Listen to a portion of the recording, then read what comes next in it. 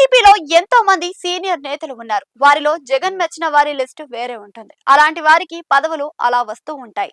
ఏ లెక్కకు అందని విధంగా టికెట్లు కూడా ఎన్నికల వేళలో వస్తాయి. అలాంటి నేతల్లో పశ్చిమ గోదావరి జిల్లాకు చెందిన కీలక నేత మాజీ ఎమ్మెల్యే ముదునూరు ప్రసాదరాజుని చెబుతారు. ఆయన జగన్ కి వీర విధేయుడు అని ఈ క్వాలిఫికేషన్ లోనే తనే ఉన్నాడు అని అంటారు. వైసీపీలో కీలక నేతగా కూడా ఉన్నారు. ఆయన సొంత నియోజకవర్గం నర్సాపురంలో 3 సార్లు పోటీ పడితే ఒకసారి మాత్రమే గెలిచారు. అక్కడ సామాజిక సమీకరణలను చూసి ఆయన అభ్యర్థిని మార్చాలి అని స్థానిక నేతల నుంచి, క్యాడర్ నుంచి అభ్యర్థనలు వచ్చిన అధినాయకత్వం మాత్రం ప్రసాదరాజు వైపే మొగ్గు చూపుతూ వచ్చింది. ఓడినా గెలిచినా రాజుగారే అని హైకమాండ్ ఫిక్స్ అయిపోయింది. బహుశా అదే ఆయనకు కొండంత ధైర్యంగా ఉందని క్యాడర్ అంటుంది. ఇదిలా ఉంటే పశ్చిమ గోదావరి జిల్లా వైసీపీ అధ్యక్షుడిగా ప్రసాదరాజుని అధినాయకత్వం నియమించింది. అయితే 2024 ఎన్నికల తర్వాత భారీ ఓటమి సంభవించి గోదావరి జిల్లాలోని సోదిలో లేకుండా వైసీపీ సీన్ ఉంది.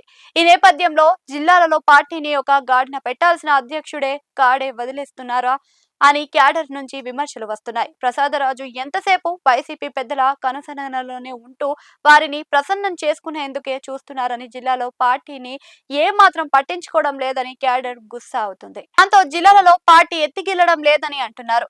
ఇక జిల్లాలలో 2 సీట్లలో అయితే వైసీపీ రాజకీయ పరిస్థితి అత్యంత దయానీయంగా మారింది అని కూడా క్యాడర్ చెబుతుంది. అందులో ఒకటి ఉప సభాపతి రఘురామకృష్ణంరాజు ప్రాతినిధ్యం వహిస్తున్న ఉండి నియోజకవర్గం. 2019లో కూడా జగన్ వేవ్ లో ఈ సీటుని టీడీపీ గెలుచుకుంది. ఇప్పుడు కూటమి బలంగా ఉంది. దాంతో ఇంకా పుంజుకుంటుంది. అలాగే నర్సాపురం అంటే ప్రసాదరాజు సొంతం సీటు కూడా అలాగే ఉందని అంటున్నారు. ఈ 2 సీట్ల నుంచి వైసీపీ క్యాడర్ తో పాటు లీడర్లు కూడా కూటమి వైపుగా పోతున్న జిల్లా అధ్యక్షుడు పట్టించుకోవడం లేదని, దాంతో మొత్తానికి మొత్తం ఖాళీ అవుతుందని అంటున్నారు.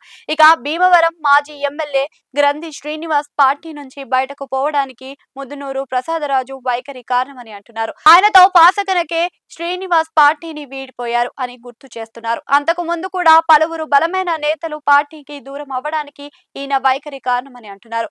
పనిచేసే నేతల మీదనే తన సత్తా చూపిస్తారని, దాంతో వారంతా విసిగిపోతున్నారని అంటున్నారు. ఇక నర్సాపురంలో కానీ మరికొన్ని నియోజకవర్గాలలో కానీ కాపుల ప్రభావం అధికంగా ఉంటుంది. అయితే వారిని ప్రోత్సహించే విషయంలో రాజుగారు ఎందుకో వెనకడుగు వేస్తున్నారు అన్న విమర్శలు కూడా ఉన్నాయి.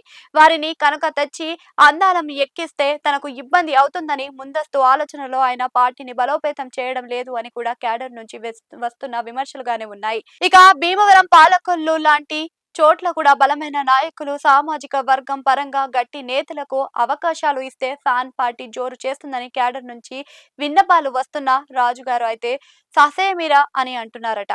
అదే విధంగా అజ్జంటా తనకు నియోజకవర్గంలో ఇన్ఛార్జులుగా ఉన్న మాజీ మంత్రులతో కూడా రాజుకు సఖ్యత తక్కువే అని చెబుతున్నారు.